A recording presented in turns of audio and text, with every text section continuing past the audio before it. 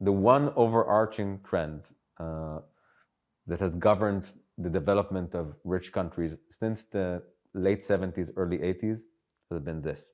Growth is stagnating to 2-3% per year. Inequalities are rising, with the top percent, bottom 50% ratios coming close to what they were in the 1920s, the last peak of inequalities. Naturally, the more inequality you have, the more inherited inequalities that you have, and the less equal opportunities people have to succeed if they're born in the bottom of the distribution. And these come together to erode the basic ties of trust that are foundational for a stable, liberal, democratic society.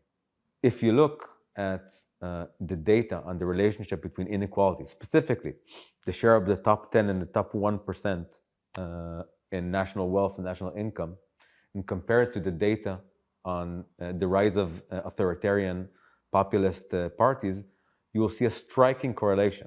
The higher the ratio between the top 10% and the bottom 15%, the more wealth and income is concentrated in the top, the more likely it is that people will vote for leaders that promise a better future, a better deal, which involves a weakening and a loosening of the liberal democratic order. And that is our second complex problem. The unchecked rise of inequality has created a large group of citizens who rightfully and justly and based on real facts believe that the political game is rigged and not in their favor. And this creates an open invitation for any populist who comes and says, let's bring down this establishment. It has not served you.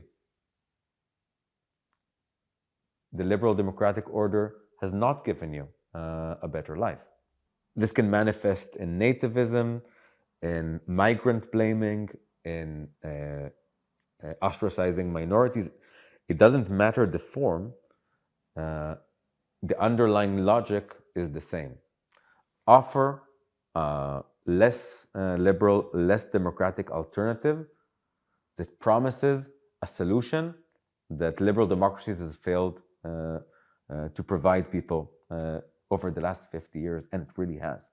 This problem leads us into two dangerous states. It leads us into a state in which the distance between the have and the have-nots, and the continuation of the alarming trend of the erosion of liberal democracies and the autocratization of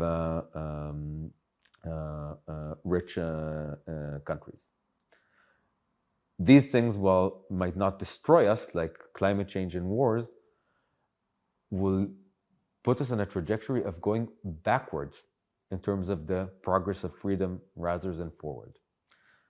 These two problems, the complex cluster of flourishing and the complex cluster of surviving, I think are the problems of our generation. This is what we need to deal with. And in order to deal with this, we need to deal with them holistically and not in silos, one problem at a time.